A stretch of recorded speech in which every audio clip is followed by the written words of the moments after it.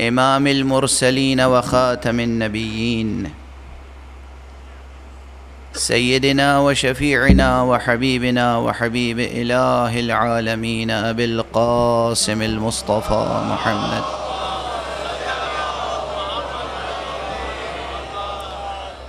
وعلى أهل بيته الطيبين الطاهرين الهداة المهديين المعصومين المظلومين واللعنة الدائمة على أعداء الدين أجمعين. أما بعد، فقد قال الله تعالى عز اسمه في محكم كتابه ومتقن خطابه: بسم الله الرحمن الرحيم واستعينوا بالصبر والصلاة وإنها لكبيرة إلا على الخاشعين الذين يظنون أنهم ملاقو ربهم وأنهم إليه راجعون. صلوات بر محمد.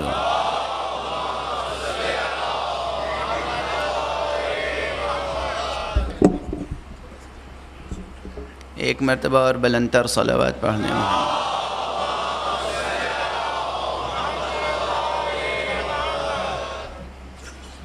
برادران عزیز،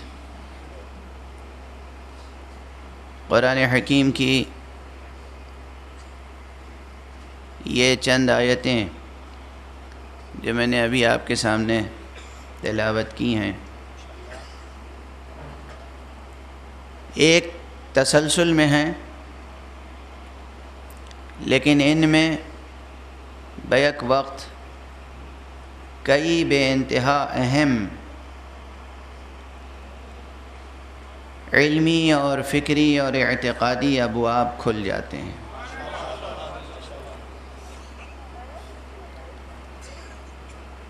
کل کی گفتگو بھی جو حضرات اس میں موجود تھے ان کے اذہان عالیہ میں محفوظ ہوگی.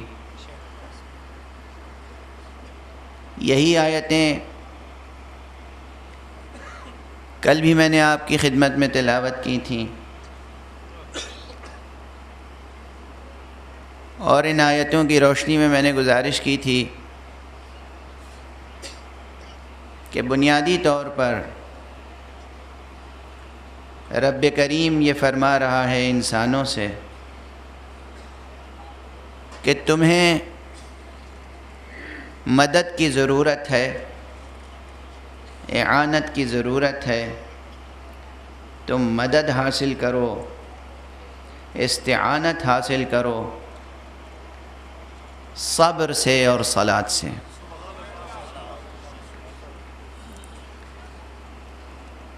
پہلا ہی جملہ جسے عربی نحو و صرف کے اعتبار سے تو وہ جملہ ہے وَاسْتَعِينُوا، لیکن عام اعتبار سے وہ بس ایک لفظ ہے. یہ پہلا ہی لفظ ایک بہت بڑی فکری مشکل کو حل کر دیتا ہے، اور وہ یہ کہ انسان کی آنکھوں سے یہ پردہ ہٹا دیتا ہے کہ انسان خود اپنی کمزوری اور نارسائی کا احساس پیدا کر لے. ایسا نہ ہو کہ انسان کی آنکھوں پر غفلت کا پردہ پڑا رہ جائے اور وہ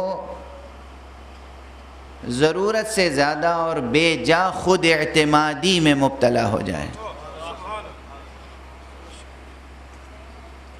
انسان یہ سوچ لے کہ ہمیں مطلقاً کسی کی ضرورت نہیں ہے، کسی کی مدد کی ضرورت نہیں ہے، کسی بھی مدد کی ضرورت نہیں ہے، کسی اعانت کی ضرورت نہیں، کسی استعانت کی ضرورت نہیں. یہ بات ذہن میں نہ آ جائے. دیکھیے، تربیت کا مسئلہ ہے، کلام رب ہے، کسی اور کا کلام نہیں، پروردگار کا کلام ہے. وہ انسان کو انسان کی تربیت فرما رہا ہے کہ تمہیں مدد کی ضرورت ہے، اعانت کی ضرورت ہے، اور مدد اور اعانت کی جب ضرورت ہو تو تم مدد حاصل بھی کرو۔ مدد حاصل کرنا حرام نہیں ہے، مدد حاصل کرنا شرک نہیں ہے، مدد حاصل کرنا بدعت نہیں ہے، مدد حاصل کرنا خلاف توحید نہیں ہے۔ بس شرط یہ ہے کہ ان ذریعوں سے مدد حاصل کرو جو ہم نے تمہارے لیے مقرر کی۔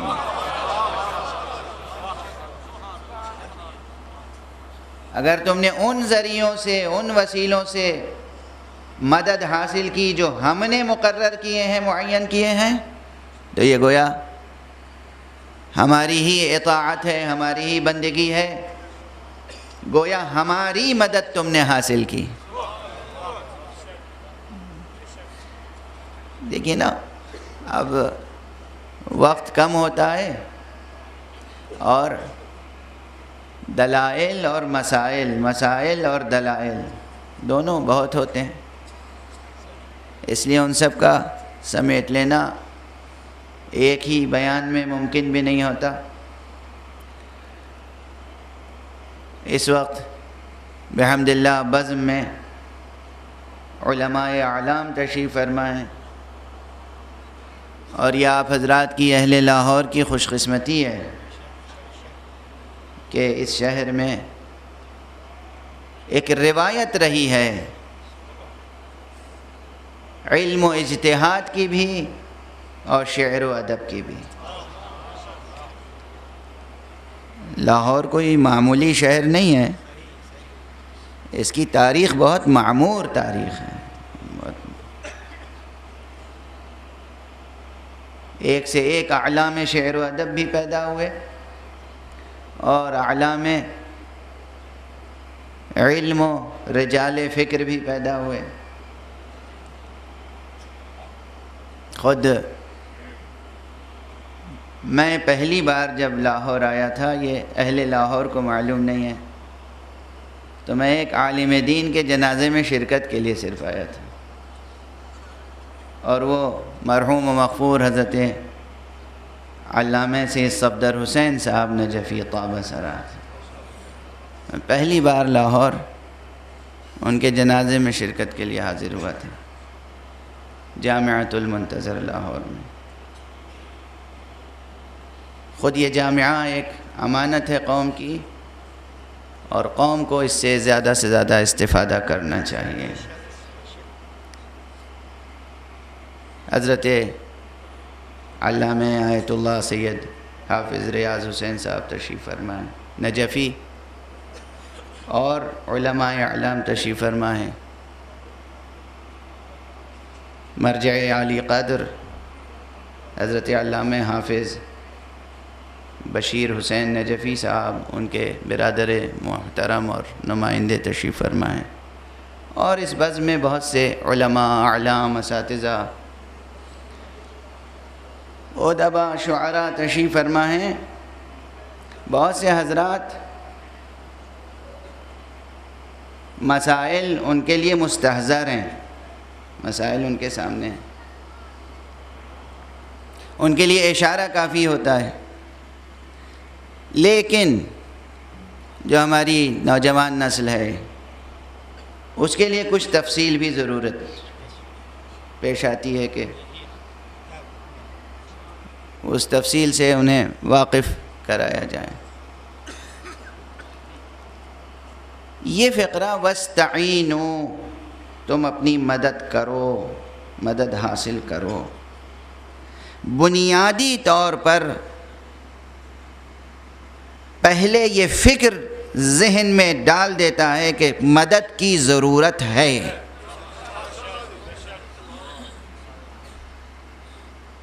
یہاں پر ایک بڑا مسئلہ ہے، میں اکثر کراچی سے لے کے یہاں تک عرض کرتا آیا ہوں کہ اسلوب کلام بھی ذہن کی تربیت کرتا ہے۔ اسلوب کلام، اسٹائل، ڈکشن وہ بھی ذہن کی تربیت کرتا ہے. جب آپ کسی کی تربیت کرتے ہیں تو پہلی کوشش یہ ہوتی ہے کہ بچوں کے اندر سے ہر قسم کا خوف، ہر قسم کی بے اعتمادی ہٹائی جائے، نکالی جائے، دور کی جائے، اور ان میں خود اعتمادی پیدا کی جائے. ایجوکیشن کی بنیادی تھیم یہ ہونی چاہیے کہ ہم بچوں میں خود اعتمادی پیدا کریں. اور خود اعتمادی پیدا کرنے کا اسلوب یہ ہونا چاہیے کہ ہم کہیں تمہیں کسی مدد کی ضرورت نہیں ہے، تم خود اپنے پاؤں پر کھڑے ہو، تم ترقی کر سکتے ہو. دیکھیے میرا بیٹا ہے، میتھمیٹکس سے کبھی کبھی گھبراتا ہے. بہت سے ایسے بچے ہوتے ہیں کہ جنہیں ضرورت ہوتی ہے کہ ٹیوٹر لگا دیا جائے، ٹیوشن لگا دیا جائے، لیکن عموماً اچھے اسکول میں بھی، اب دیکھیے ایک جملہ ہوتا ہے چھوٹا سا، اس کے اثرات کہاں تک ہوتے ہیں نتائج اخذ کرنا آپ کا کام ہے. اچھے اسکول کے ٹیچرز کی یہ کوشش ہوتی ہے کہ ان کے اسٹوڈنٹس کو علیحدہ سے ٹیوشن لگانے کی ضرورت پیش نہ آئے. اب اس معیار پہ سوچئے گا کہ شہر میں کتنے اچھے اسکول ہیں.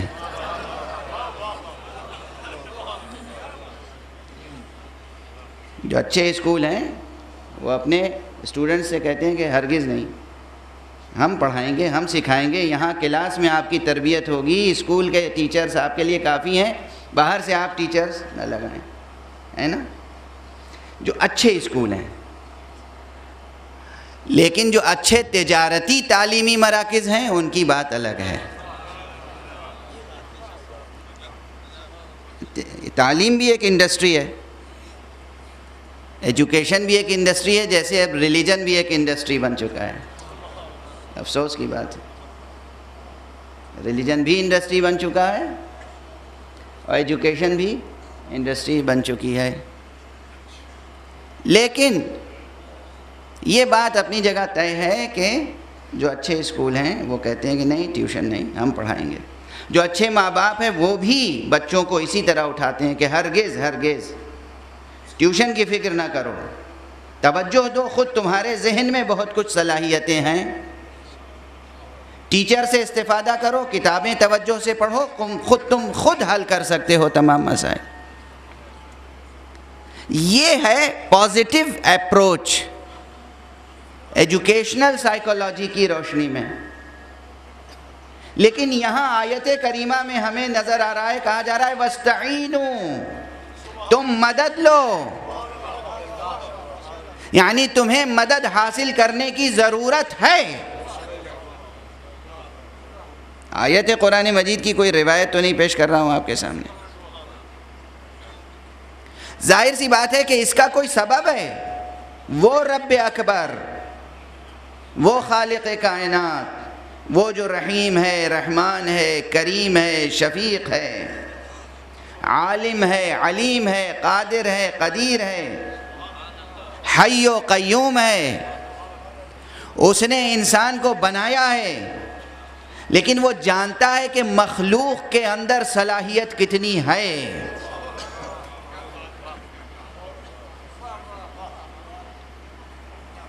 اور اس لیے وہ کہہ رہا ہے، بتا رہا ہے، خود متنبہ فرما رہا ہے کہ تم غفلت میں نہ رہنا، تمہیں استمداد کی ضرورت ہے، استعانت کی ضرورت ہے. جیسے ہی امداد و استعانت کی بات سامنے آتی ہے، ذہن میں پہلا سوال یہ آتا ہے کہ مشکل کون سی ہے جس کے لیے امداد کی ضرورت ہے.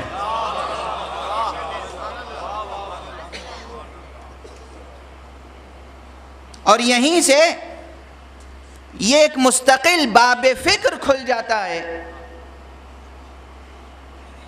کہ ہم انسان کے مشکلات پر غور کریں. انسان کی مشکل کیا ہے؟ انسان کی ایک مشکل ہے یا ایک سے زیادہ مشکلیں ہیں؟ عام طور پر آپ کے ذہنوں میں جو مشکلات کی فہرست ہوگی، ظاہر ہے کہ ہر طبقے اور ہر سطح کے افراد یہ تقریر، یہ گفتگو سن رہے ہیں، اور خواتین بھی سن رہی ہیں، اور ہمیشہ جو مراجعات ہوتے ہیں، جو لوگ رجوع کرتے ہیں، وہ اپنی مشکلات بھی بتاتے رہتے ہیں، ہر طرح کی مشکل، بچوں کی تعلیم کی ہی مشکل، روزی روٹی کی مشکل، بیماریوں کا مسئلہ وغیرہ وغیرہ، بے شمار مشکلات انسان اپنے سامنے رکھتا ہے۔ لیکن میں جس طرف متوجہ کرنا چاہ رہا ہوں وہ یہ ہے کہ یہ جتنی مشکلیں آپ جنہیں مشکل سمجھتے ہیں، اگر آپ اپنے کو اشرف المخلوقات بھی سمجھتے ہیں تو ذہن عالی میں یہ بات محفوظ رہے کہ یہ زندگی کی چھوٹی چھوٹی مشکلیں، انہیں مشکل سمجھنا آپ کی شان کے خلاف ہے، ہرگز آپ کی شان کے خلاف ہے۔ آپ تو پیدا ہی ہوئے ہیں تاکہ ان مشکلات کو حل کریں۔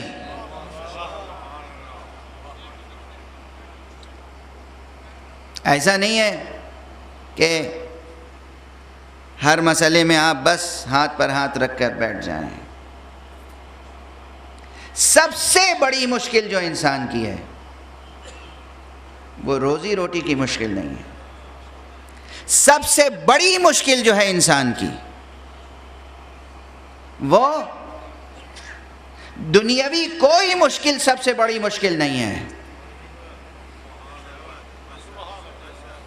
دنیا کی کوئی مشکل ایسی نہیں ہے کہ جسے انسان خود حل نہ کر سکے۔ ہمت اور حوصلہ لے کے جائیے گا مجلس سے،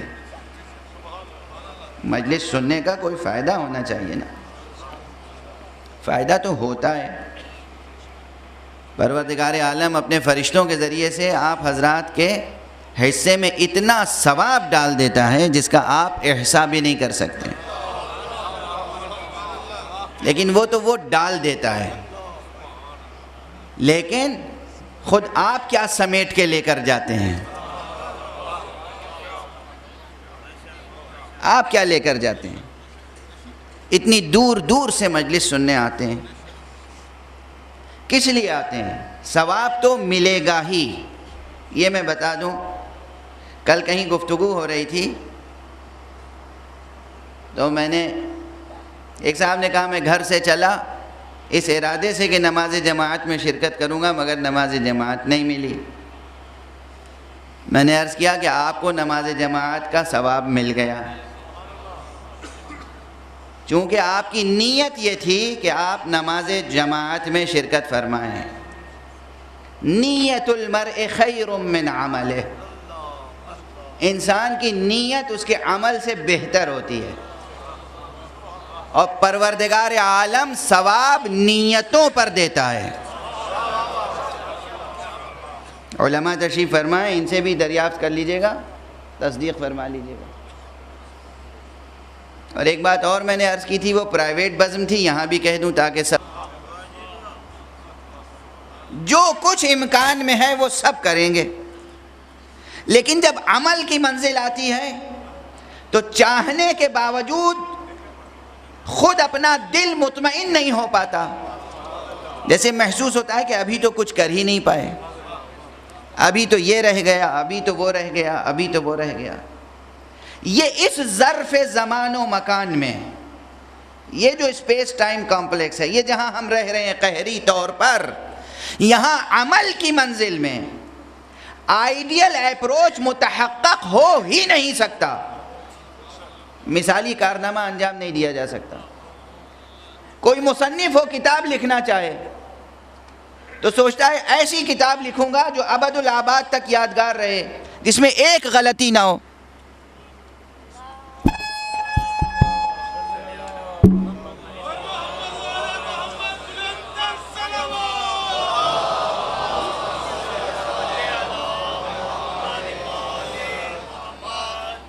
ایسی کتاب لکھوں گا جس میں ایک بھی غلطی نہ ہو، ادبی اعتبار سے، فکری اعتبار سے، علمی ریفرنسز کے اعتبار سے۔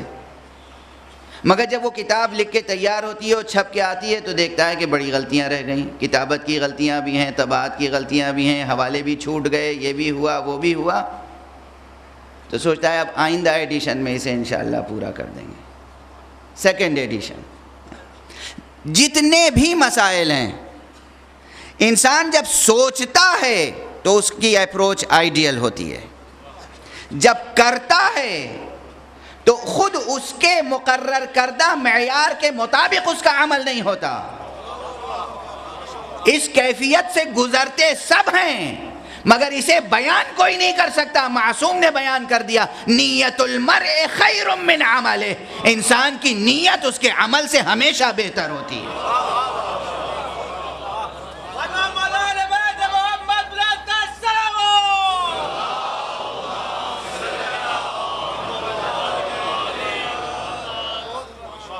انسان کی نیت اس کے عمل سے ہمیشہ بہتر ہوتی ہے، اور اس پر لطف بالائے لطف کیا ہے کہ معصوم ہی نے فرمایا کہ انما الاعمال بالنیات، اعمال کی بنیاد تو نیتوں پر ہے، اللہ جزا نیتوں پر دیتا ہے۔ خصوصیت کے ساتھ نیکیوں کے باب میں، ادھر کسی نیکی کا ارادہ کیا ثواب لکھ دیا گیا۔ توجہ ہے، کیا لطف الہی ہے۔ معلوم ہے کہ اس کا عمل تو معیاری ہوگا نہیں، اس لیے بنیاد ثواب عمل کو نہیں رکھا، نیت کو رکھا۔ کرم الہی دیکھیے، لطف الہی دیکھیے۔ اور ہمارے اس بیان سے کیا سبق حاصل ہوا؟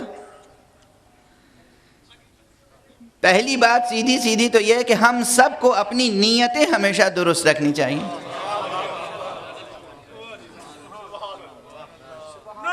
اور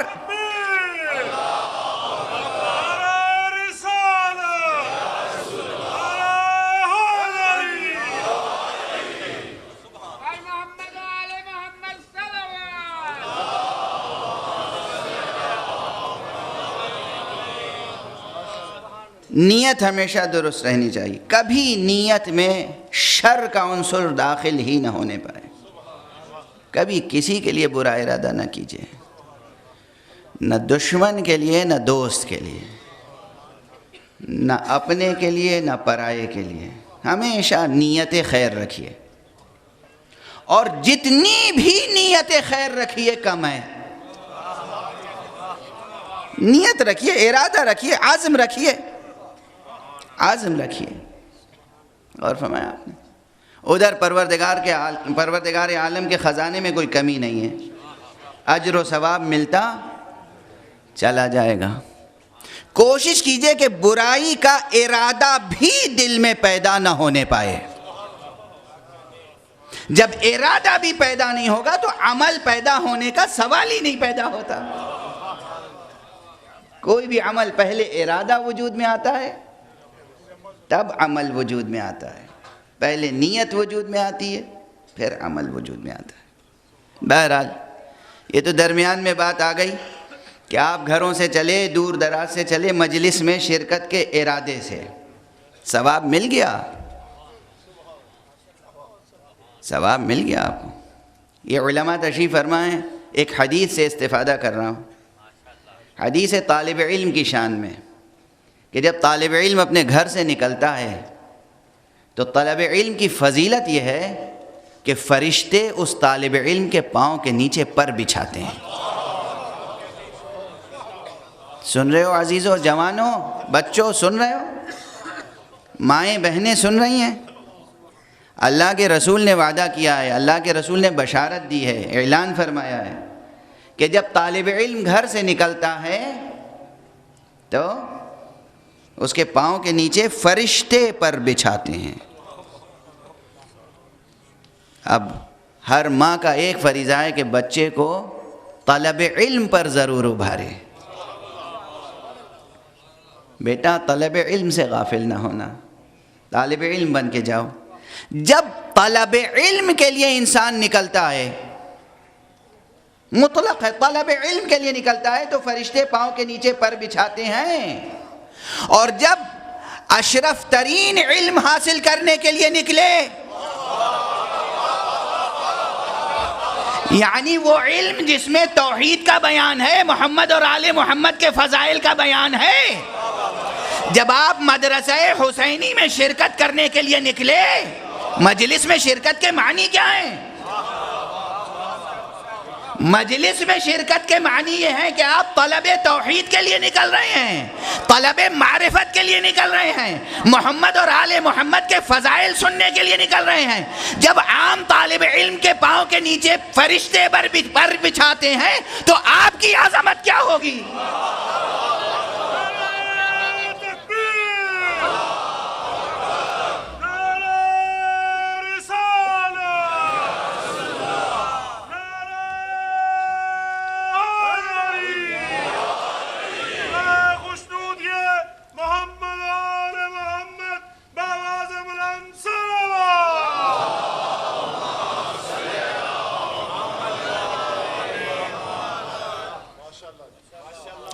اب آپ نے اپنا اعزاز سمجھا؟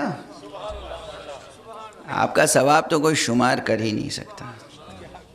نیت کی کہ مجلس میں جا رہے ہیں، ثواب مل گیا، اور جب چلے تو نہ جانے کتنے فرشتوں نے پر بچھایا ہوگا، بوڑھے بزرگوں کا شانہ نہ جانے کتنے ملائکہ نے پکڑا ہوگا، کتنے ملائکہ نے سہارا دیا ہوگا۔ کہاں جا رہا ہے؟ مجلس حسین میں جا رہا ہے۔ بڑا اعزاز ہے، آپ کے گرد حصار رہتا ہے فرشتوں کا۔ اور میں یہ جملہ پہلے کہہ چکا ہوں، بہت پہلے کہہ چکا ہوں، کہ مجالس اعزاء میں جب آیا کریں نا تو اس وقت بھی باوضو آیا کریں، اس لیے کہ اس فرش پر بڑی پاکیزہ روحیں ہوتی ہیں، فرشتے ہوتے ہیں، ملائکہ ہوتے ہیں۔ ایک تو دستور ہے، مستحب ہے، فقہی مسئلہ بھی ہے، ہمیشہ طہارت سے رہیں، ہمیشہ پاک رہیں، کوشش کریں ہمیشہ باوضو رہیں۔ دیکھیے اس کے اثرات بہت ہیں، اس کے برکات بہت ہیں، ہمیشہ باوضو رہنے کے برکات بہت ہیں، ہمیشہ باوضو رہیں۔ لیکن خصوصیت کے ساتھ جب مسجد میں جائیں باوضو جائیں، جب مجلس میں جائیں باوضو جائیں۔ مسجد اور مجلس کا ربط ہے،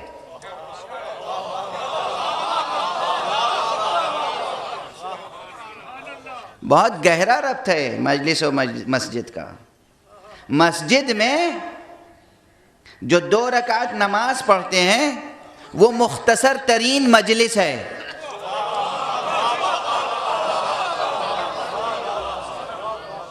اور یہ مجلس جو ہے یہ ذرا مفصل نماز ہے۔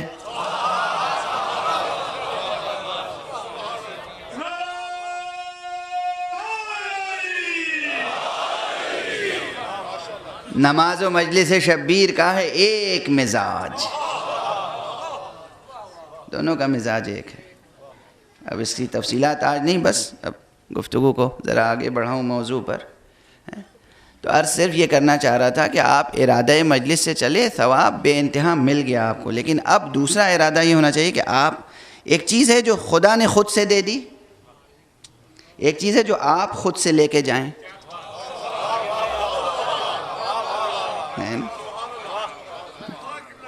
یہ بھی ارادہ ہونا چاہیے کہ ہم کیا لے کے جائیں۔ اس منبر پر آنے والے کی ذمہ داری ہے وہ یہ کوشش کرے کہ ہم کیا دے کر جائیں، اور آپ کی کوشش ہونی چاہیے کہ ہم کیا لے کر جائیں۔ تو آپ، ایک تو چیز یہ ہے کہ سب سے بڑی چیز آج یہ حوصلہ لے کے جائیں، یہ ہمت لے کے جائیں، بلند رکھیں اپنا حوصلہ، یہ سمجھیں کہ آپ اشرف المخلوقات ہیں۔ آپ کا ارادہ، آپ کا عزم، آپ کا حوصلہ بہت بلند ہونا چاہیے۔ تو چھوٹی چھوٹی جو زندگی کی مشکلات ہیں اس میں تھک نہیں جانا چاہیے، ہار نہیں جانا چاہیے، اور چھوٹی چھوٹی مشکلات کو لے کر اپنے رب اکبر سے بدظن نہیں ہونا چاہیے۔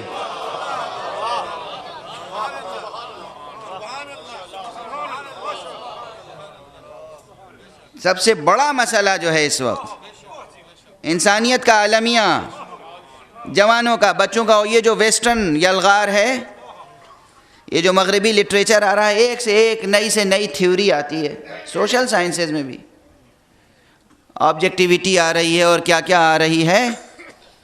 ایسا زہر گھلا ہوا ہے ان کتابوں میں کہ آپ کے وجود کو بالکل بے اساس، خالی اور کھوکھلا وجود بنا دیتے ہیں یہ. اس لیے یہ یاد رکھیں کہ آپ کو اپنا حوصلہ بلند رکھنا چاہیے، اتنا کہ ذرا ذرا سے مسئلے پر خدا سے بدظن نہ ہو، خدا سے بدظن نہ ہو، اور خدا کی شکایت ہم جیسے مولویوں سے نہ کریں. مومنین کا عالم یہی ہوتا ہے کہ وہ آ کر علماء سے شکایت کرتے ہیں کہ مولانا بہت دن ہو گئے میں دعا کر رہا ہوں، آپ تشریف رکھیں. اب تصویر کھینچنے کی کوئی ضرورت نہیں، بس آپ تشریف رکھیں. مجھے بھی گفتگو میں زحمت ہوتی ہے. ایک بلند تر صلوات پڑھ دیں.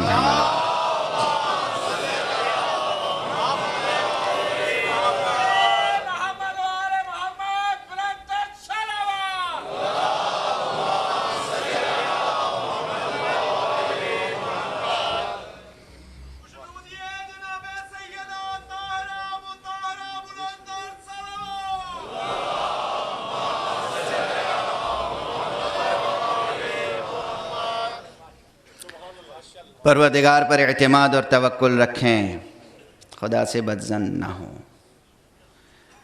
کئی بار جوانوں نے، اور اچھے جوانوں نے، پڑھنے والے جوانوں نے، یونیورسٹیز کے اسٹوڈنٹس نے یہ سوال کیا کہ آخر پروردگار نے ہمیں پیدا ہی کیوں کیا، پیدا کر کے ان مشکلات میں مبتلا کیوں کیا؟ ایسا سوال کرتے. میں نے کہا آپ تو ایسی بات کر رہے ہیں. میں ایک مثال دوں، چھوٹی سی مثال دوں، سب کی سمجھ میں آ جائے گی. چونکہ یہ پورا مجمع دانشوروں کا مجمع نہیں ہے، سب ہیں، جو اصطلاحاً دانشور ہیں وہ بھی ہیں، اور جو اصطلاحاً دانشور نہیں ہیں وہ بھی ہیں، اس لیے سب کی سمجھ میں آ جائے گی. یہ سادہ سی مثال. فرض کیجئے کہ میں فقیر ہوں، غریب ہوں، نادار ہوں، گھر نہیں ہے میرے پاس رہنے کے لیے. میں لاہور آیا اور جناب بدر حیدر صاحب نے ایک بہت عمدہ عالی شان مکان مجھے عنایت فرما دیا، اور جب مکان بہت عمدہ ہے، عالی شان ہے، شاندار ہے، اس میں کوئی شک نہیں، مل گیا مکان، تو شکر کرنا چاہیے یا شکایت؟ شکر کرنا چاہیے نا. لیکن جب مکان ملا ہے اور ہم اس میں رہیں گے تو مسائل پیدا ہوں گے. کبھی دروازہ تبدیل کرنا ہوگا، کبھی کھڑکی تبدیل کرنی ہوگی، کبھی الیکٹریسٹی کا مسئلہ ہوگا، کبھی پائپ کا مسئلہ ہوگا، کبھی کچن کا کوئی مسئلہ ہوگا. روزانہ ایک سے ایک مسئلہ ہوگا. کبھی صحن کی گھاس بڑھ جائے گی، اسی کو تراشنا ہوگا، چمن درست کرنا ہوگا.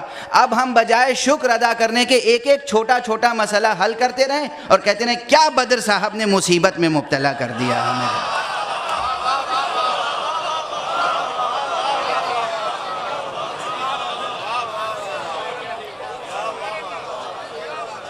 کیا یہ روا ہے؟ یہ جائز ہے؟ ارے اصل چیز مل گئی، اس کا شکر ادا کیجئے. اور ان مسائل کا حل کرنا تو آپ کو احساس وجود دلانا ہے. اپنے وجود کا ثبوت تو فراہم کریں، اپنی خوش ذوقی کا ثبوت تو فراہم کریں، اپنے با اختیار ہونے کا بھی تو کچھ ثبوت فراہم کریں. آپ کچھ نہ تھے، پروردگار عالم نے وجود عطا فرمایا، اس وجود کا شکر ادا کریں. علم عطا فرمایا، ارادہ عطا فرمایا، اختیار عطا فرمایا، شکر ادا کریں. اگر مشکلیں نہ ہوتی تو اختیار اور ارادے کا استعمال کہاں ہوتا؟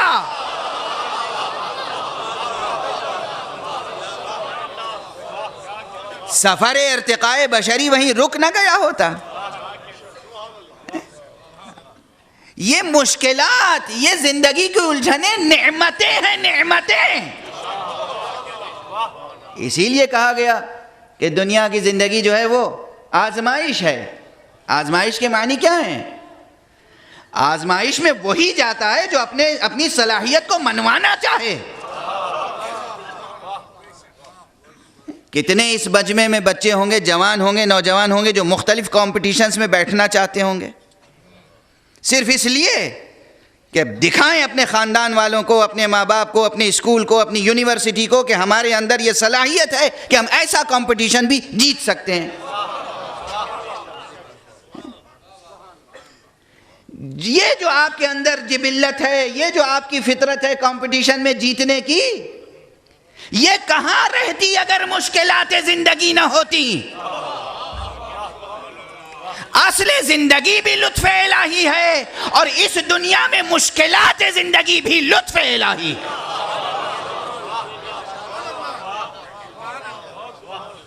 توجہ ہے؟ ہاں، شکایت کا تب موقع تھا جب وجود عطا کرتا، مشکلات پیدا ہوتی اور پھر مشکلات کا حل نہ بتاتا. لطف بالائے لطف یہ ہے کہ اس نے وجود عطا کیا، زندگی عطا کی، آزمائش کا ماحول پیش کیا، مشکلات پیدا ہوئیں، سوالات پیدا ہوئے، اور اس کے بعد تمام مشکلات کے حل کے لیے تمام وسائل فراہم کر کے کہا وَاسْتَعِينُوا بِالصَّبْرِ وَالصَّلَاةِ.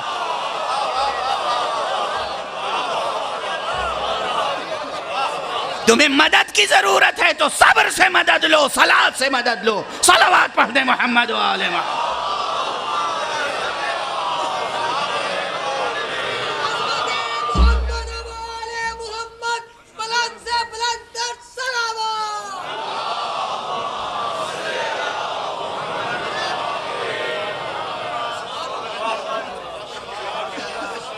یہ دین ہے، یہ قرآن ہے، یہ رب ہے، یہ اللہ ہے. وجود عطا کیا، پھر مشکلیں بھی پیدا کی، پھر مشکلوں کو حل کرنے کے لیے مشکل کشا بھی پیدا کیے. شکایت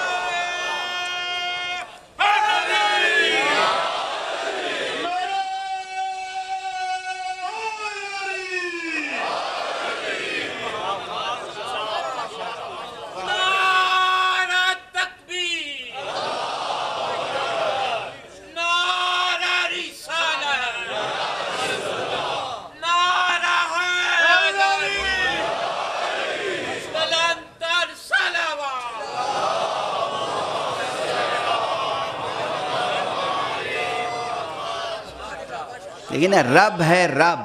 رب کے معنی کیا ہیں؟ پرورش کرنے والا، پروان چڑھانے والا. رب ہے جو ایک تخم بے جان کو ایک شجر جاندار و سایہ دار و باراور بناتا ہے. ایک چھوٹے سے بیج کو ایک تناور درخت بنا دیتا ہے. اسی طرح وہ انسان کو ایک قطرہ نادیدہ سے خلق کر کے ایک مکمل انسان بناتا ہے. اور جب اس کا جسم مکمل ہو جاتا ہے تو پھر اس کی روحانی اور عقلی ترقی کے لیے وہ ایسا ماحول بناتا ہے کمپٹیشن کا کہ وہاں اس کا جوہر روح کھل کے سامنے آئے. یہ مشکلات تربیت انسان کے لیے ضروری ہیں، ارتقاء فکر انسانی کے لیے ضروری ہیں، ارتقاء نفس و روح انسان کے لیے ضروری ہیں. یہ مشکلات، ہاں، شکایت کا بس تب موقع تھا جب مشکلیں ہی مشکلیں ہوتی، ان کا حل نہ ہوتا. اس نے حل بھی جتنی مشکلیں ہیں اس سے کہیں زیادہ حل پیش کر دیے. خدا کی قسم، جتنی مشکلیں ہیں اس سے کہیں زیادہ حل ہیں، مگر ہمیں حل نظر اس لیے نہیں آتا کہ ہم بے علم ہیں، ہم علم نہیں حاصل کرتے. اگر علم حاصل کریں تو ہر مشکل کے لیے ایک سے زیادہ حل موجود ہے. زندگی کے ہر مسئلے میں علم کا مسئلہ ہو، اقتصاد کا مسئلہ ہو، سیاست کا مسئلہ ہو، معاشرت کا مسئلہ ہو، فرد کا مسئلہ ہو، خاندان کا مسئلہ ہو، ملک کا مسئلہ ہو، ملک کا مسئلہ ہو یا ملکوت کا مسئلہ ہو، ہر مشکل کے لیے، ایک ایک مشکل کے لیے، اور میں تو کہتا ہوں کم سے کم ایک ایک مشکل کے لیے 14 حل تو ہیں موجود، کم سے کم، زیادہ سے زیادہ کی تو ہمیں خبر ہی نہیں ہے۔ ہر مشکل کے لیے کم سے کم 14 حل موجود ہیں کہ ان میں سے کسی ایک کا بھی دروازہ کھٹکھٹا دو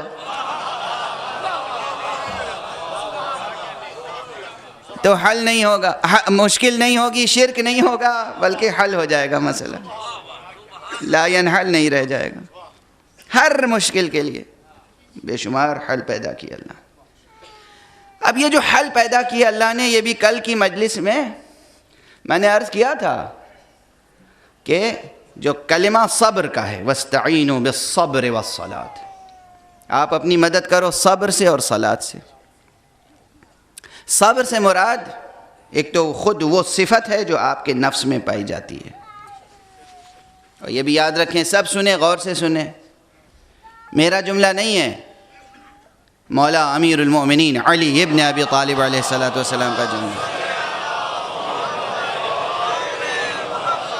نہج البلاغہ کے آخر کے حصے میں ہے، فرماتے ہیں کہ ینزل الصبر علی قدر المصیبہ،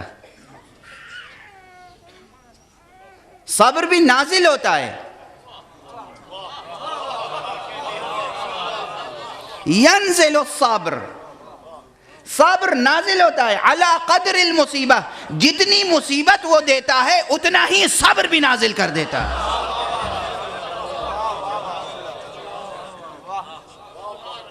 یہ کسی شاعر کا جملہ نہیں ہے، کسی ادیب و خطیب کا جملہ نہیں ہے، یہ مولائے متقیان کا جملہ ہے۔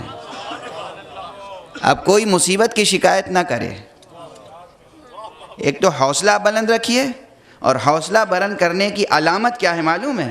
پہچان کیا ہے؟ پہچان یہ کہ انسان اپنی مصیبت کسی سے بیان نہ کرے۔ ایک جملہ کہیں میں نے عرض کیا تھا، فقیر وہ نہیں ہے جو نادار ہو،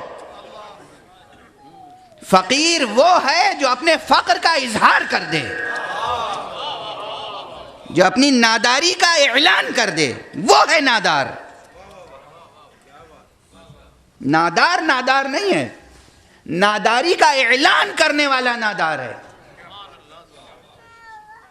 اس لیے کہ اگر وہ اعلان نہ کرتا، ناداری سبکی ہے، ذلت ہے، حقارت ہے، اعلان کر کے اس نے خود اپنی سبکی کا انتظام کیا۔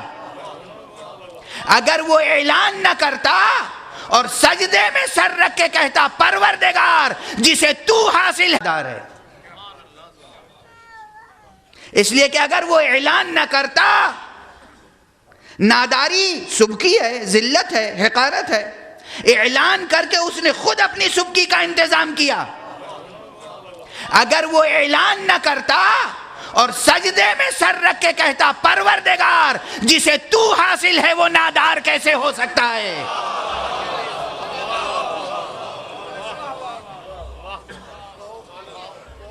معبود جسے تو حاصل ہو وہ نادار کیسے ہو سکتا ہے؟ یہ جملہ سننے کے بعد خدا اپنے بندے کو نادار رہنے دے، یہ ممکن نہیں ہے، یہ ممکن نہیں ہے۔ تو اصل مسئلہ یہ ہے کہ ناداری کا اعلان نہ کریں، فقر کا اعلان نہ کریں۔ اصل اولو العزمی یہ ہے کہ آپ مصیبت کا اعلان نہ کریں۔ اور امیر المومنین کے اس جملے پہ غور کریں کہ جتنی مصیبت آتی ہے اتنا ہی صبر نازل کرتا ہے پروردگار۔ ینزل الصبر علی قدر المصیبہ۔ اور صبر کے باب میں امیر المومنین کے ارشادات بہت ہیں، لیکن اس وقت بس ایک ارشاد کی طرف اور توجہ دلا دوں، اسی نہج البلاغہ میں فرماتے ہیں، ایک تو یہ دونوں جملوں کو یاد رکھیے گا، جتنی مصیبت اللہ ڈالتا ہے اتنا ہی صبر بھی دیتا ہے، عطا کرتا ہے۔ تو اس کا تجربہ زندگی کے ہر موڑ پر آپ کر سکتے ہیں۔ دوسرا جملہ اور عجیب و غریب جملہ ہے، بلاغت کے اعتبار سے بھی موقع نہیں ہے کہ یہاں پر صرف اس جملے کی ادبی اور لسانی لطافت کی طرف اشارہ کروں، حالانکہ بظاہر سادہ سا جملہ ہے۔ فرماتے ہیں لا يعدم الصبور وَإِن طَالَ بِهِ الزَّمَانِ، کبھی بھی صبر کرنے والا ناکام نہیں ہوتا، چاہے زمانہ کتنا ہی گزر جائے۔ اس میں عربی کا اصل فقرہ جو ہے وَإِن طَالَ بِهِ الزَّمَانِ، یہ طَالَ بِهِ میں بڑی بلاغت ہے جس کی وضاحت میں ابھی نہیں کر سکتا۔ یہ تعبیر دوسرے انداز سے بھی ہو سکتی تھی، لیکن طَالَ بِهِ میں جو بلاغت ہے اور زمان کے ساتھ، اس کی وضاحت ابھی مشکل ہے۔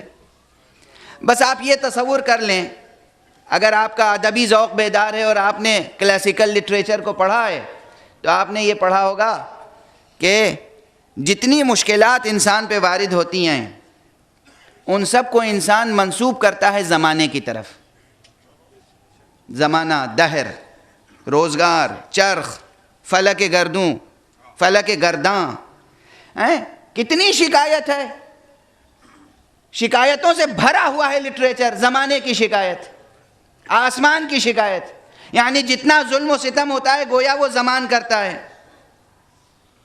طَالَ بِهِ الزَّمَانِ، اس میں دونوں مفہوم ہیں، چاہے زمانہ کتنا ہی دراز ہو جائے اور چاہے زمانہ کتنا ہی جفا کرے،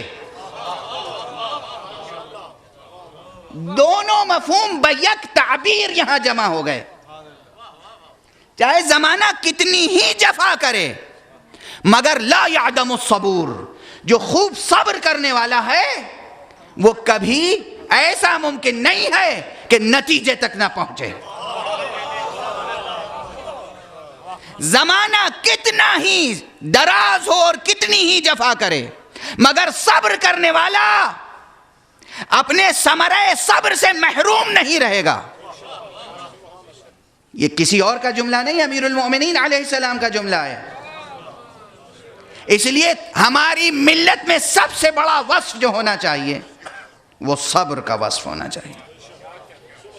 اور یہاں سے ایک اور موڑ اپنی گفتگو میں لا رہا ہوں، اور وہ یہ ہے کہ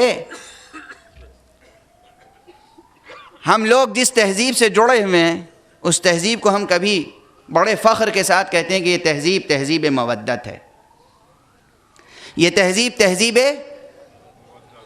ولایت ہے، یہ تہذیب تہذیب محبت ہے، یہ تہذیب تہذیب عشق ہے، یہ تہذیب تہذیب عزا ہے۔ یہ تمام تعبیریں الگ الگ ہیں، مفہوم ایک ہے۔ اس بزم میں بہت سے سوشل سائنسز کے ماہرین ہوں گے اور بہت سے اسٹوڈنٹس ہوں گے۔ سوشل سائنسز میں یہ جا کر دریافت کیجئے کہ تہذیب شناسی کے اصول کیا ہیں۔ کب ہم کسی تہذیب کو تہذیب کہتے ہیں؟ سویلائزیشن بنتا کیسے؟ کلچر بنتا کیسے؟ کوئی انسانی معاشرہ ایک مخصوص تہذیب میں کب ڈھل جاتا ہے؟ ایک انسانی بھیڑ ہے، اس بھیڑ کو کب ہم ایک خاص تہذیبی سانچے میں ڈھلا ہوا کہتے ہیں؟ بھئی یہاں سے تھوڑے فاصلے پر ہڑپا ہے، موہنجو داڑو بھی یہیں ہے، اسی سرزمین پر ہیں، پاکستان کی سرزمین پر۔ یہ پرانی تہذیبیں ہیں۔ وادی سندھ کی تہذیب کتنی عظیم الشان تہذیب تھی۔ یہ تہذیبیں کیسے وجود میں آتی ہیں؟ تہذیب شناسی پر کام بہت باقی ہے ابھی۔ صرف زمین میں دفن تہذیب کے کھنڈروں کے مطالعے سے تہذیب شناسی کے اصول مرتب نہیں ہو سکتے۔ تہذیب شناسی کے اصول مرتب ہوں گے تہذیب شناس سینوں میں موجود قدروں کے مطالعے سے. ویلیوز، قدریں. جب ہم تہذیب آل محمد کہتے ہیں، تہذیب مودت کہتے ہیں، تہذیب عرفانی کہتے ہیں، تو اس کی بنیادی قدریں کیا ہیں؟ توجہ رہے. میں ہر روز ارادہ کر کے آتا ہوں کہ جتنی میری سکت ہے اتنی گفتگو کروں گا، مگر گفتگو سکت سے زیادہ ہو جاتی ہے، لمبی ہو جاتی ہے. مگر بہرحال جب ایک نقطہ ذہن میں آتا ہے تو چاہتا ہوں منتقل ہو جائے آپ تک. آپ سب ایک بڑی تہذیب کے امانت دار ہیں. مرد بھی سنیں اور جو ہماری مائیں بہنیں پھوپھیاں سن رہی ہیں وہ بھی سنیں، غور سے سنیں. جو ہماری بیٹیاں سن رہی ہیں وہ بھی سنیں غور سے. آپ ایک بڑی عظیم عرفانی تہذیب کے علم بردار ہیں. آپ ایک بڑی عظیم عرفانی تہذیب کے امانت دار ہیں. اور بس اس کی ایک مثال دے دوں. یہ ایسا نہیں ہے کہ صرف ایک ادبی محاورے کے طور پر، ایک شعری تعبیر کے طور پر عرض کر رہا ہوں کہ ایک تہذیب ہے ہماری الگ، ایک تہذیب ہے ہماری الگ. پہلے یہ عرض کر دوں کہ تہذیب بنتی کیسے؟ بس 2-3 فقروں میں. یہ بات 2-3 جگہ میں سیمیناروں میں اور مجلسوں میں عرض کر چکا ہوں، لیکن غالباً یہاں عرض نہیں کیا ہے تو اس لیے عرض کر رہا ہوں. تہذیب پہلے ایک انسانوں کی بھیڑ ہوتی ہے نا تربیت یافتہ. اس نا تربیت یافتہ بھیڑ کو تربیت یافتہ اور منظم معاشرہ بنانے کے لیے کچھ قوانین وضع ہوتے ہیں. ان قوانین کا نظام کسی ایک نظریے پر قائم ہوتا ہے.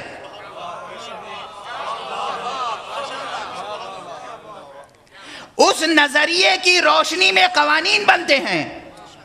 ان قوانین کا جب نفاذ ہوتا ہے تو معاشرہ منظم ہوتا ہے، تمدن بنتا ہے. لیکن جب تک قوانین خارجی طور پر نافذ کیے جاتے رہتے ہیں تمدن باقی رہتا ہے. جیسے ہی نافذ کرنے والی قوت کمزور ہوئی قانون کا نفاذ رک جاتا ہے. جب قانون کا نفاذ رک جاتا ہے تو وہ منظم معاشرہ پھر غیر منظم ہو جاتا ہے. اس کی سزا یہ ملتی ہے کہ تہذیب زمین میں دفن ہو جاتی ہے، تمدن زمین میں دفن ہو جاتا ہے.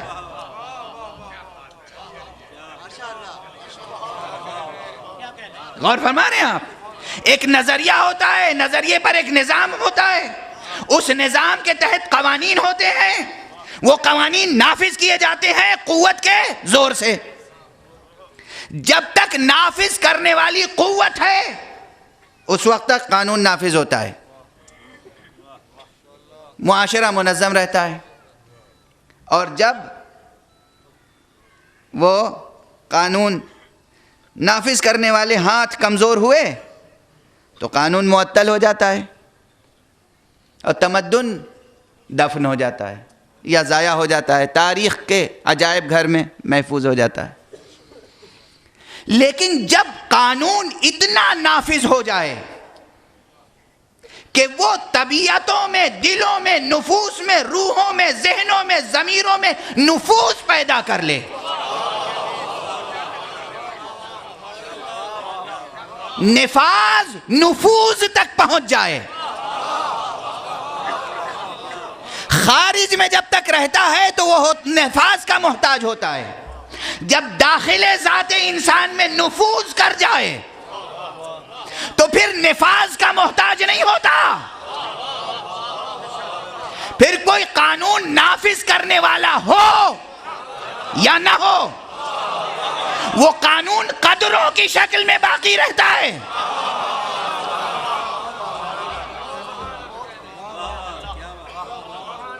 اور اس پورے پروسیس میں سب سے مؤثر عنصر جو ہوتا ہے وہ ہوتا ہے صبر.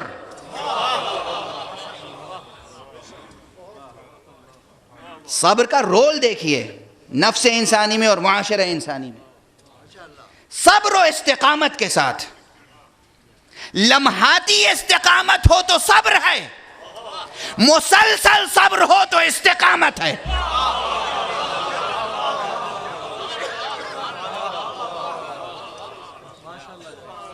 اگر استقامت لمحے بھر کی ہے تو وہ صبر ہے, اگر صبر مستدام ہے, اگر صبر میں دوام ہے تو وہی استقامت ہے. غور فرمائیں آپ نے, استقامت سے جب قانون کا نفاذ ہوگا تو وہ طبیعتوں میں نفوذ کرے گا. جب طبیعتوں میں نفوذ کرے گا تو قانون قدروں کی شکل میں پروان چڑھے گا, اور جب قدریں بن جاتی ہیں تو مٹتی نہیں. قانون مٹ سکتے ہیں, تمدن مٹ سکتے ہیں, مگر قدریں نہیں مٹتی. آپ ایک تہذیب مودت کے حامل ہیں, یہ کیوں کہہ رہا ہوں؟ اس لیے کہ بہت سے تمدن مٹ گئے. قدرت دیکھیے, اپنی قدرت. میرے بزرگوں, آپ اپنی قدرت و طاقت دیکھیں. دنیا میں جو بھی نظام ہوتا ہے وہ کوشش کرتا ہے, اسٹرگل کرتا ہے باقی رہنے کی.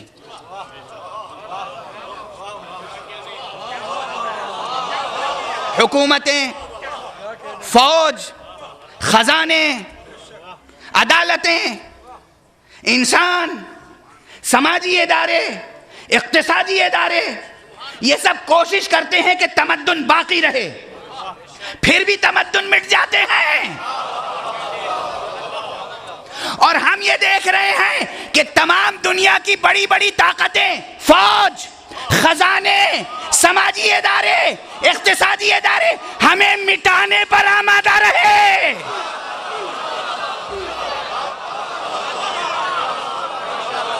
مگر ہم باقی ہیں. کتنی کوششیں ہوئی کہ مجلسیں رک جائیں, کتنی کوششیں ہوئی کہ عزاداری رک جائے, کتنی کوششیں ہوئی کہ علموں پر پابندی ہو جائے, مگر آج بھی یہ قائم ہے. اس کے معنی یہ ہے کہ یہ کوئی عارضی تمدن نہیں, یہ پائیدار تہذیب ہے. صلوات پڑھ دیں محمد و آل محمد.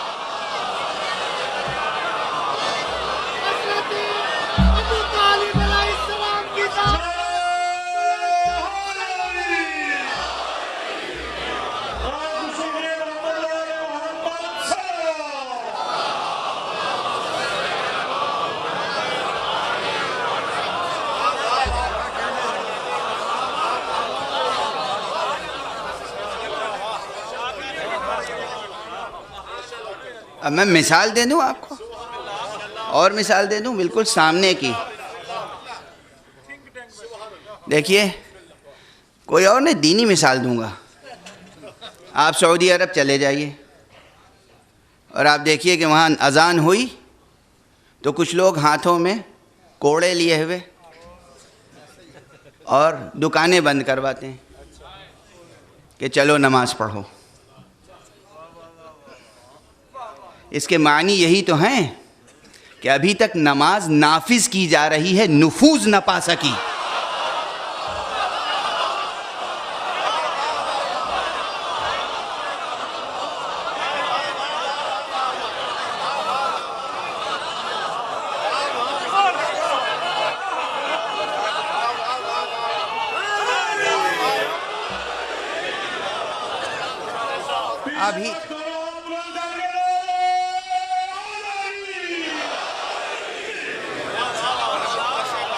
ابھی تک نماز نافذ کی جا رہی ہے, نفوذ نہ پیدا کر سکی. یہیں لاہور سے کوئی آواز گونجی تھی, مسجد تو بنا دی شب بھر میں, ایمان کی حرارت والوں نے, دل اپنا پرانا پاپی تھا, برسوں میں نمازی بن نہ سکا.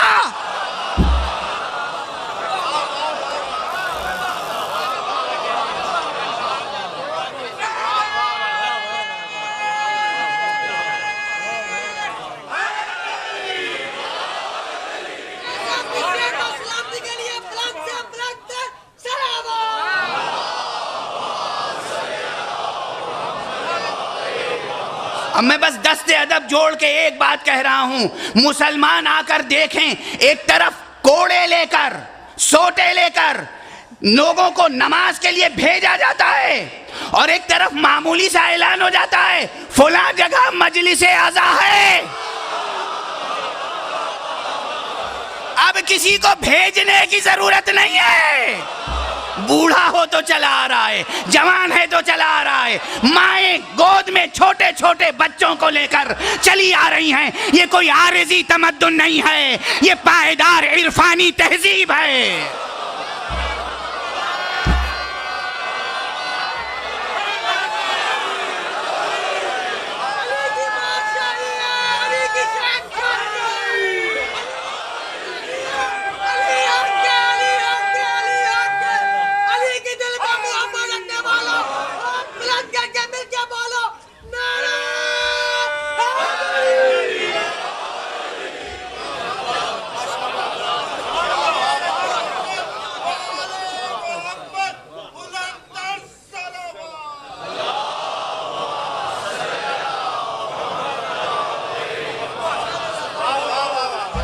یہ عرفانی تہذیب ہے، یہ مجلس نفوذ پیدا کر چکی ہے، نفاذ سے بے نیاز ہے۔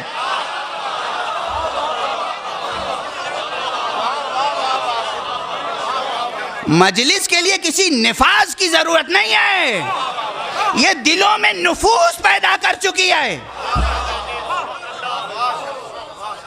یہ جو تہذیب ہے آپ کی، اس کی امانت دار ہماری مائیں ہیں، مائیں، خدا انہیں جزائے خیر دے۔ اور ہماری نئی نسل کو سوچنا چاہیے کہ یہ تہذیب محفوظ رہے، یہ آپ کی ذمہ داری ہے۔ اور یہ عرض کروں کہ اگر کسی نے غفلت کی تو یہ تہذیب نہیں مٹنے والی ہے، غفلت کرنے والا مٹے گا۔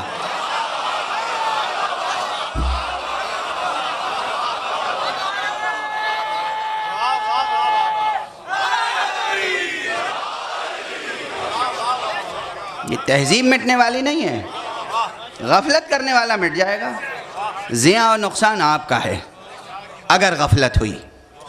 جو ہماری جوان بہنیں ہیں وہ سنیں خاص طور سے، جو جوان بھائی ہیں وہ سنیں، جو بچے ہیں سنیں۔ جدید جو معاشرہ پیدا ہو رہا ہے، مغربی الغار، یہ جو تہذیبی الغار ہے، یہ جو تمدنی الغار ہے، یہ جو اقتصادی مسائل بنائے جا رہے ہیں، کریٹ کیے جا رہے ہیں، خدا کی قسم مسائل اتنے ہیں نہیں جتنے بنائے جا رہے ہیں۔ دنیا کے جو خونخوار درندہ صفات سرمایہ دار ہیں، capitalist, so called western capitalism, یہ مسائل کریٹ کرتا ہے، مسائل بناتے ہیں۔ ان کے تھنک ٹینک مسائل ایجاد کرنے کے لیے، حل کرنے کے لیے نہیں۔ اور ہمارے اولیاء مسائل حل کرنے کے لیے ہیں، ایجاد کرنے کے لیے نہیں۔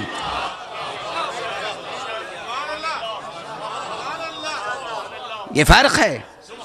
اپنے اماموں پر ناز کرو، اپنے رسول پر ناز کرو، اپنے قرآن پر ناز کرو، اپنے خدا پر ناز کرو، اپنے علماء پر ناز کرو، مجتہدین پر ناز کرو، فقہاء پر ناز کرو، ان کی قدر کرو۔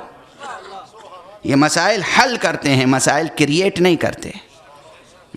بہرحال بات یہاں تک آ گئی کہ یہ آپ کی تہذیب ہے، تہذیب ایک عرفانی تہذیب، لا زوال تہذیب۔ اس تہذیب کا علمی مطالعہ ابھی تک کسی نے کیا نہیں ہے، کرنے کی ضرورت ہے۔ اس پر پی ایچ ڈی کے مقالات لکھنے کی ضرورت ہے، مستقل علمی کام کرنے کی ضرورت ہے، جسے تہذیب عزا کہتے ہیں، جسے تہذیب آل محمد کہتے ہیں۔ وہ کون سی تہذیب ہے؟ جسے تہذیب عرفانی کہتے ہیں، جسے تہذیب مودت کہتے ہیں۔ قرآن مجید کی یہ جو آیت ہے قُلْ لَا أَسْأَلُكُمْ عَلَيْهِ أَجْرًا إِلَّا الْمَوَدَّةَ فِي الْقُرْبَى، اس ایک آیت نے ایک پوری تہذیب پیدا کر دی، اور اس تہذیب کی قدریں تو بہت ہیں، کم سے کم 72 ہوں گی۔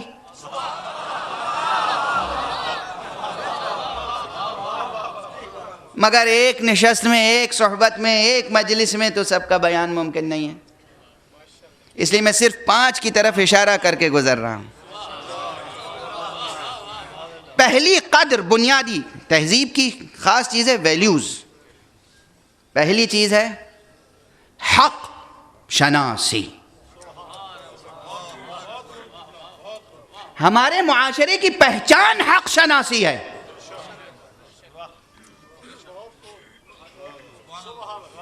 حقیقت شناسی، حقیقت کو پہچاننا. حقیقت شناسی کے بعد دوسری قدر، دوسری اہم بنیاد حق پرستی.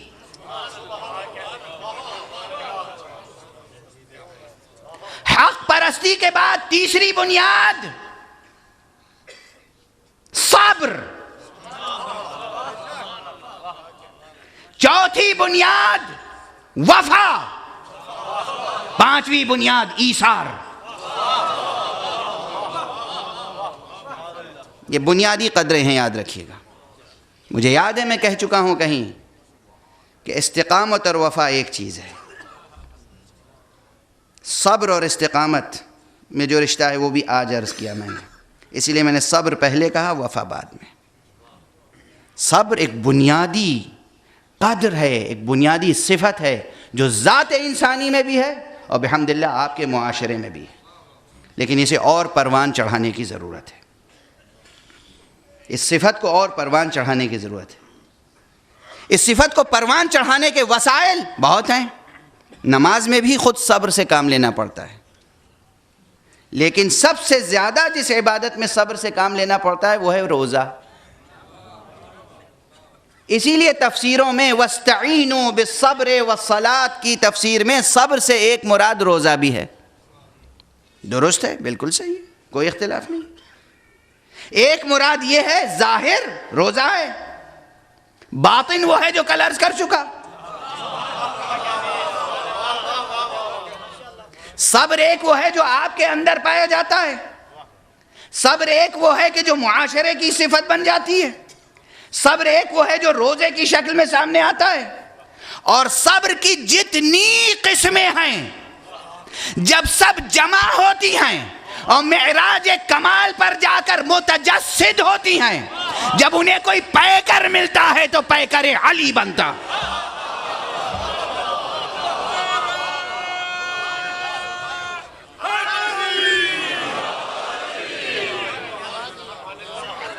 اسی لیے قرآن نے علی کا نام صبر رکھا. اور مصطفیٰ صلی اللہ علیہ وآلہ وسلم کا نام صلاۃ رکھا. صلاۃ سے مراد حضور ہیں. اور صبر و صلاۃ سے استعانت کے معنی ہے کہ ظاہری آداب شریعت. دیکھیے اکثر پوچھتے ہیں کہ صاحب شریعت، طریقت اور حقیقت کا مسئلہ سمجھا دیجیے. میں نجی نشستوں میں تو عرض کر چکا ہوں، اس وقت یہ جملہ یہاں بھی عرض کر دوں، دور تک بات پہنچ جائے گی. بہت سے حضرات کو بس حقیقت تک پہنچنے کی ایک بےتابی ہوتی ہے، لیکن وہ سمجھتے ہیں کہ حقیقت تک پہنچنے کے لیے شریعت سے ہمیں بے نیاز ہو جانا چاہیے. شریعت سے بے نیاز نہیں ہو سکتے. شریعت شریعت شریعت، احکام ظاہری احکام ظاہری احکام ظاہری. فقہ کا راستہ آپ چھوڑ نہیں سکتے، شریعت کا راستہ آپ چھوڑ نہیں سکتے، ورنہ حقیقت تک کبھی نہیں پہنچیں گے. شریعت سے بیگانہ ہوئے حقیقت آپ سے اور دور چلی جائے گی، قریب نہیں آئے گی، دور چلی جائے گی. اچھی طرح سمجھیں. عشق کا نعرہ لگا کر ذمہ داریوں سے بے نیاز ہونے والا سچا عاشق نہیں ہوتا.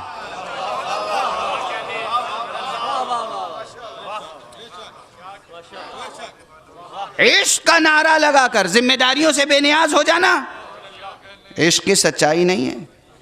عشق کا نعرہ لگا کر تو ذمہ داریاں بڑھتی ہیں. بس 2-3 جملے عرض کرنا چاہ رہا ہوں. ایک مثال ہے، اگر مجھے یہاں سے اسلام آباد جانا ہو اور وہاں فرض کیجئے کہ ایک میرے دوست ہیں جناب اقبال حسین شاہ صاحب، ان کے گھر پہ جانا ہو تو ان کا گھر تو منزل ہے، جانا وہاں ہے۔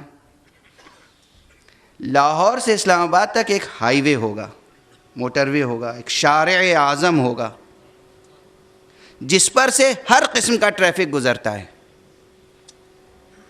چھوٹا بڑا ہر قسم کا ٹریفک اس پر سے گزرتا ہے، اور وہ موٹر وے جا کر کہیں ختم ہوتا ہے تو پھر ایک چھوٹا سا روڈ شروع ہوتا ہے، وہ چھوٹا سا روڈ جا کر ان کے گھر پہ ختم ہوتا ہے۔ یہ ممکن کیسے ہے کہ میں لاہور سے ان دو راستوں کو طے کیے بغیر براہ راست گھر پہنچ جاؤں؟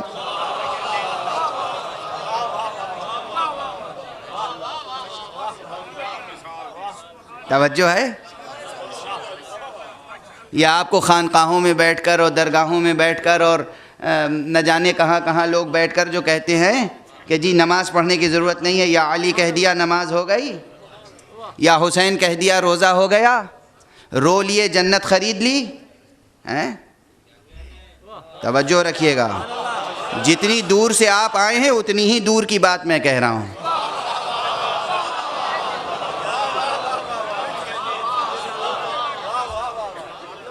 دھوکہ نہ کھائیے گا، فریب میں مبتلا نہ ہوئیے گا، منزل آپ کی ہے۔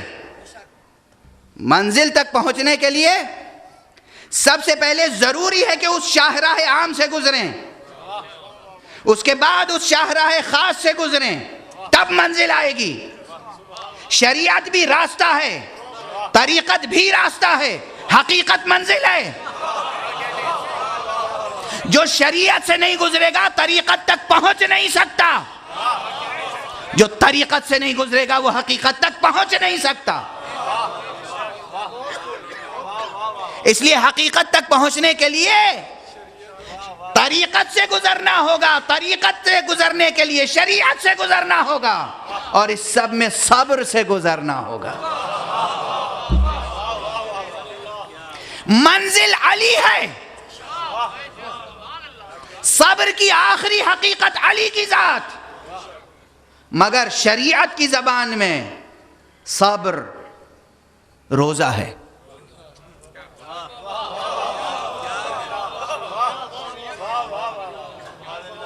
شریعت کی زبان میں صبر روزہ ہے، حقیقت کے مقام پر صبر علی کی ذات۔ جو روزہ نہیں رکھے گا وہ اس قابل ہی نہیں ہوگا کہ اس کا ہاتھ علی کے دامن تک پہنچ سکے۔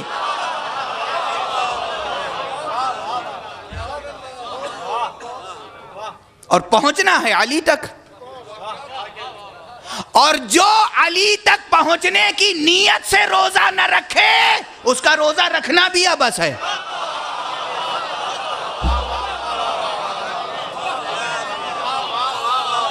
بھائی یہ بھی کوئی بات ہوئی کہ لاہور سے چلے اور لاہور اور اسلامی آباد کے درمیان کا ہائی وے موٹر وے طے کیا اور واپس چلے آئے؟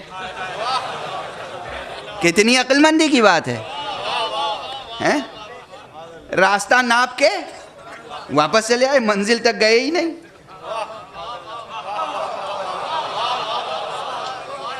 یہ جتنے ہیں جو صرف شریعت پہ عمل کرتے ہیں حقیقت سے بے خبر، یہ راستے ناپ رہے ہیں، منزل تک نہیں پہنچتے۔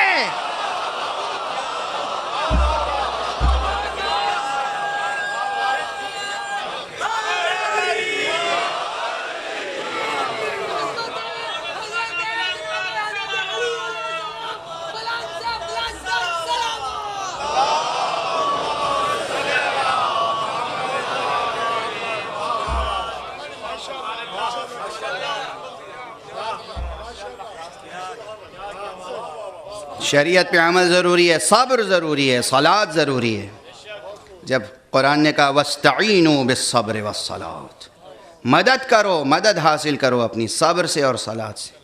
اس کے معنی ہے، اسی لیے تعلیم فرمایا گیا کہ کوئی مشکل ہو تو نذر مانو کہ پروردگار میرا یہ کام انجام پا جائے، میں اس مشکل میں کامیاب ہو جاؤں، تو انشاءاللہ تیری رضا کے لیے میں روزے رکھوں گا، یا میں 2 رکعت نماز پڑھوں گا۔ دیکھیے یہ تہذیب کس نے سکھائی؟ معلوم ہے حسنین بیمار پڑ گئے، یہ سب ہمارے سکھانے کے لیے ہے۔ حسنین بیماری کی کوئی وجہ تھی؟ حسنین بیمار پڑ گئے، اور سیدہ نے نظر مانی۔ کیا نظر مانی؟ مولا کائنات نے نظر مانی۔ کیا نظر مانی؟ 3 دن روزہ رکھیں گے۔ روزہ، اور وہ بھی کیسا روزہ کہ افطار کے لیے جو اہتمام ہوا وہ بھی ایک دن آ کے کوئی یتیم لے گیا، ایک دن کوئی اسیر لے گیا، ایک دن کوئی مسکین لے گیا، اور کیا ہوا کہ روزے کے باوجود مزید صبر کر کے، روزہ تو خود صبر ہے، صبر کا افطار بھی صبر سے جو کرے،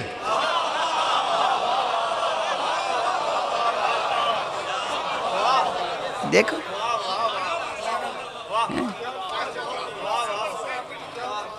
روزہ خود صبر ہے، صبر سے افطار کر لیا، پانی پی کر افطار کر لیا۔ یہ روایتیں سنتے ہیں کس لیے؟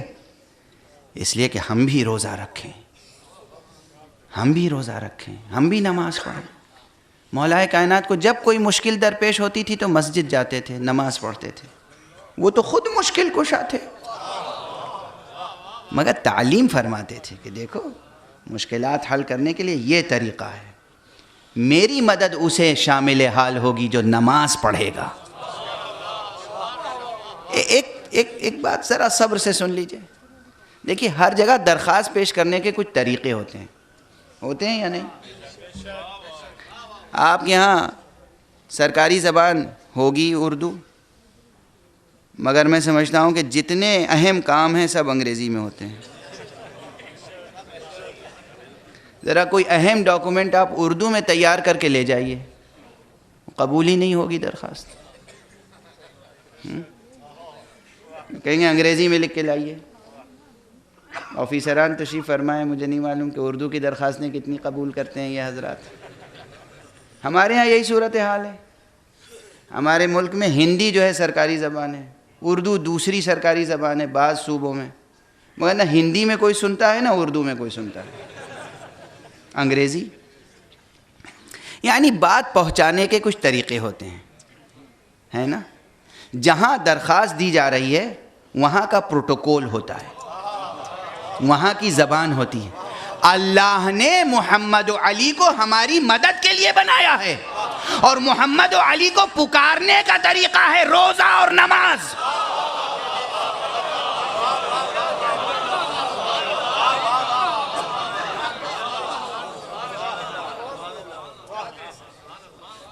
روزہ رکھیں اور کہیں پروردگار میں نے روزہ رکھا ہے تیری خاطر، اور اس روزے کے عالم میں تیرے ولی کا واسطہ دے کر، علی کا واسطہ دے کر، مصطفیٰ کا واسطہ دے کر یہ حاجت چاہتا ہوں۔ دیکھیے حاجتیں کیسی پوری ہوتی ہیں، کوئی حاجت نہیں ہے جو پوری نہ ہو۔ مشکل کی مجال ہے کہ مشکل بنی رہے، جب ہم ان سے مدد مانگیں اور وہ بھی اس طرح مدد طلب کریں جو مدد طلب کرنے کا طریقہ۔ روزہ دیکھیں، آپ نے دیکھا کہ یہ روزے میں روزہ خود صبر ہے، لیکن اس صبر کا افطار بھی صبر سے کرنا شان علی ہے نا؟ اب نماز میں صبر کی شان کون نہیں جانتا؟ مشہور روایتوں کی طرف اشارہ کر رہا ہوں۔ امیر المؤمنین علی ابن ابی طالب علیہ السلام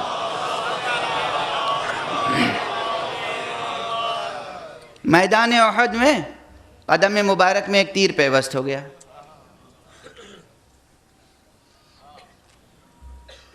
اور لوگ چاہتے تھے کہ وہ تیر نکال لیں، مگر تیر نکال نہیں پاتے تھے، تکلیف ہوتی تھی، اذیت ہوتی تھی. حضور سے پوچھا. دیکھیے نا، یہ اس وقت سب کو رشتہ معلوم تھا.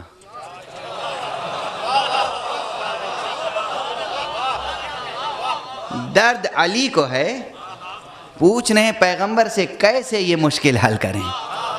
علی کو، پیغمبر کو نفس علی کا اندازہ ہے.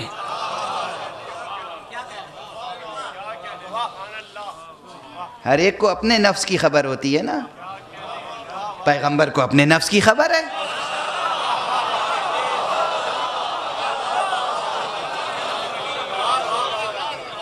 ہر شخص کو اپنے نفس کی خبر ہوتی ہے. مجھے کوئی تکلیف ہو تو میرا بیٹا نہیں بتا سکتا، میرے والد نہیں بتا سکتے، میرا بھائی نہیں بتا سکتا، میں ہی بتا سکتا ہوں. لیکن علی کو تکلیف ہے، وہ بتا رہے ہیں پیغمبر کہ جب علی نماز کے لیے کھڑے ہوں تو پاؤں سے تیر نکال لینا. علی کو معلوم بھی نہیں ہوگا. توجہ ہے؟ کیا شان صبر و استقامت علی ابن ابی طالب ہے. اگر انہیں قرآن صبر نہ کہے گا تو کسے کہے گا؟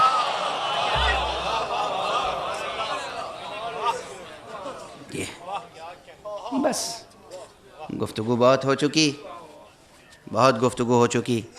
قرآن مجید نے متوجہ کیا انسان کو کہ تمہیں مدد کی ضرورت ہے، تو ہم نے مدد کے وسائل پیدا کیے ہیں.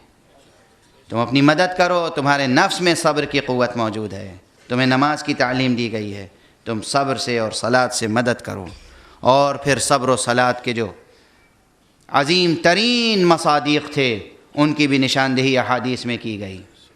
اور اب صرف ایک مرحلہ جو آغاز تقریر میں شروع کیا تھا، مگر اب اس مبتدا کی خبر آپ کے سامنے لا رہا ہوں کہ چھوٹی چھوٹی مشکلیں ہیں، سب مشکلیں خدا سے حل کرو. مگر سب سے بڑی مشکل کیا ہے انسان کی؟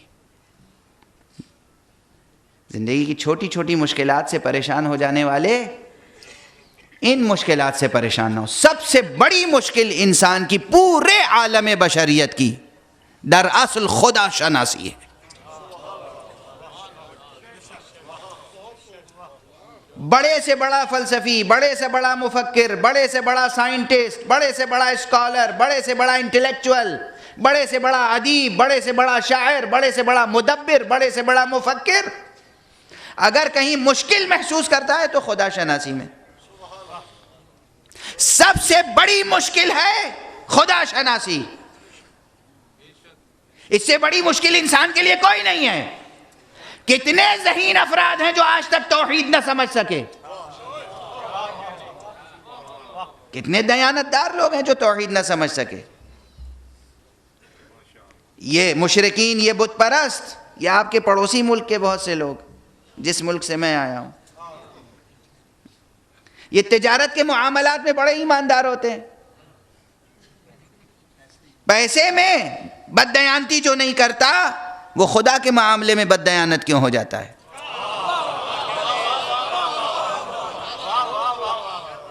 صرف اس لیے کہ توحید شناسی مشکل ہے، فکری مشکل ہے، عقلی مشکل ہے.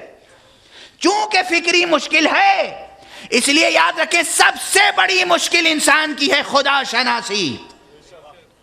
اور چونکہ انسان مخلوق ہے، چونکہ انسان محدود ہے، چونکہ انسان بنیادی طور پر جہل کے ساتھ پیدا ہوا ہے،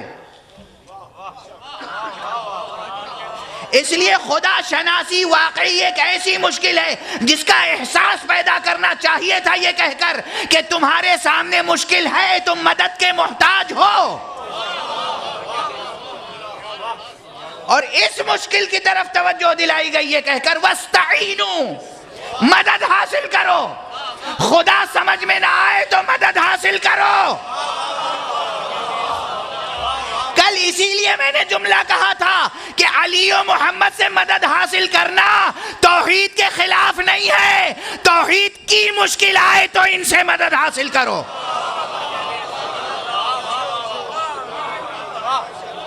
اس لیے کہ یہ اپنے پورے وجود کے ساتھ یہ اخلاق الہیہ میں اس طرح ڈھلے ہوئے ہیں کہ انہیں دیکھ کر توحید کی مشکلیں حل ہو جاتی ہیں.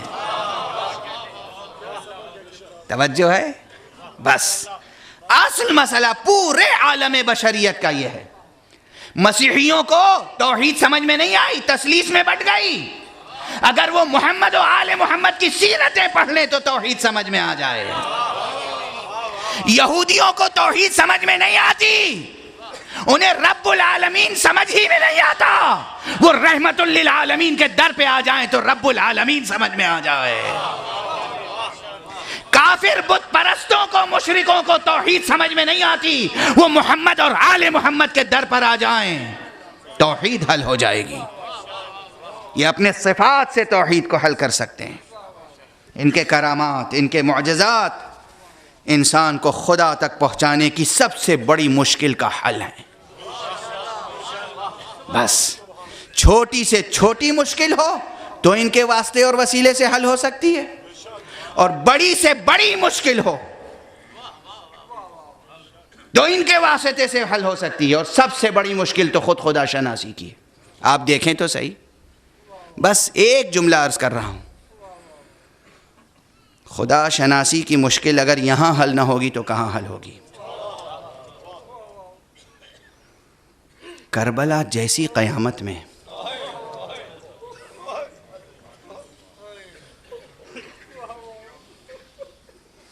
صبر پہ گفتگو تھی نا. اب ظاہر ہے کہ اتنے ذہین اور اتنے لائق مجمع کے سامنے مزید یہ کہنا کہ آپ صبر اختیار کریں زندگی کے ہر شعبے میں، یہ آپ کی توہین ہے. انشاءاللہ آپ خود صبر کو پیشہ قرار دیں گے اپنا. لیکن آپ دیکھیں کیسی قیامت گزر گئی ہے،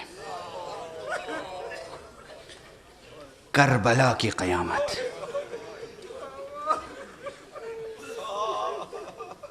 توحید کی مشکل، کربلا کی قیامت میں آخری لمحہ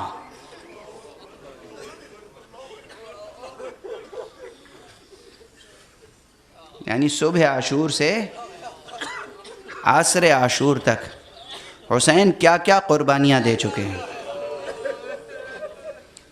حبیب، مسلم ابن اوسجا، حور، زہیر، بریر، اصحاب باوفا کے بعد اکبر، شبیہ رسول، قاسم، اصغر، عباس باوفا، سب کو اللہ کی بارگاہ میں پیش کر چکے.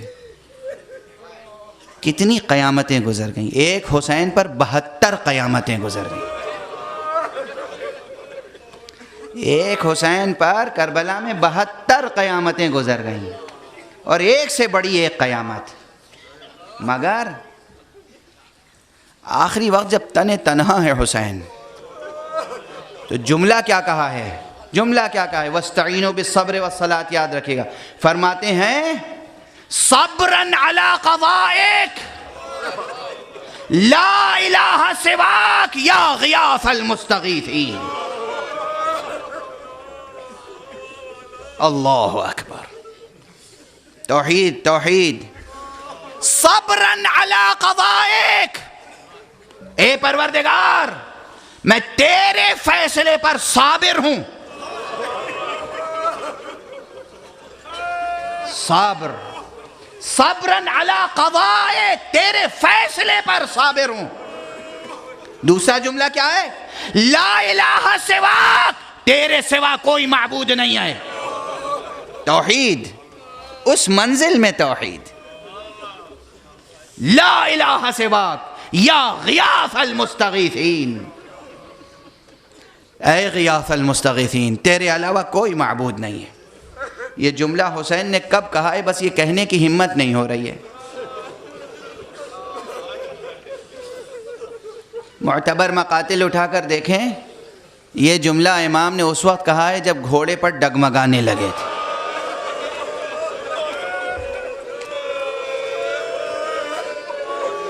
اجرکم علی اللہ، خدا آپ کو کسی غم میں نہ رلائے سوائے غم حسین کے. خدا آپ کو کوئی غم نہ دے سوائے غم حسین کے۔ جب حسین گھوڑے پہ ڈگمگانے لگے ہیں تو کہتے ہیں صبراً علی قضائک لا الہ سواک یا غیاث المستغیثین۔ یہ گویا دیکھیے ہر نماز کی تمہید میں کچھ دعائیں پڑھی جاتی ہیں، تمہید میں مستحب ہے، بڑی تاکید ہے۔ تکبیرۃ الاحرام سے پہلے 6 تکبیرات اور ہیں، تکبیرات افتتاحیہ کہتے ہیں۔ ہر 2 تکبیروں کے درمیان دعائیں ہیں۔ میں کہتا ہوں عصر عاشور کی نماز کی تمہید میں یہ دعا کی ہے حسین نے۔ حسین کی یہ دعا نماز اخیر، نماز عصر کے لیے ہے۔ صبراً علی قضائک لا الہ سواک یا غیاث المستغیثین، بس یہ کہا اور پیشانی کو سجدے کے لیے جھکا دیا۔ اور کس صبر کے ساتھ وہ نماز پڑھی ہے، کتنے تیر سینے پر پیوست تھے۔ بس میں ہمیشہ یہ سوچتا ہوں کس طریقے سے پیشانی زمین تک پہنچی ہوگی۔ میں نے کل بھی یہی جملہ کہا تھا، آج بھی یہی جملہ کہہ رہا ہوں۔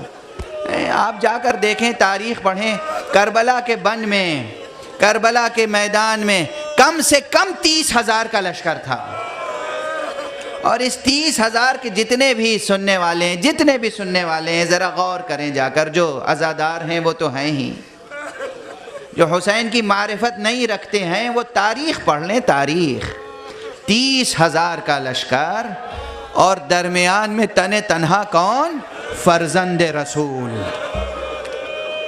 دل بند بطول، رسول اللہ کا بیٹا، فاطمہ کا بیٹا، علی ابن ابی طالب کا بیٹا، اپنے وقت کا انسان کامل، ولی حق، ولی برحق حسین تنہا کھڑے ہیں۔ اور اس 30,000 کے لشکر میں جس کے پاس تیر ہے وہ بس حسین کی طرف چھوڑ رہا ہے، جس کے پاس نیزہ ہے وہ حسین کی طرف پھینک رہا ہے، جس کے پاس تلوار ہے وہ حسین کے لیے اٹھا رہا ہے، جس کے پاس کچھ نہیں تھا وہ زمین سے پتھر اٹھاتا تھا اور حسین کی طرف پھینک دیتا، تیروں پر معلق رہا۔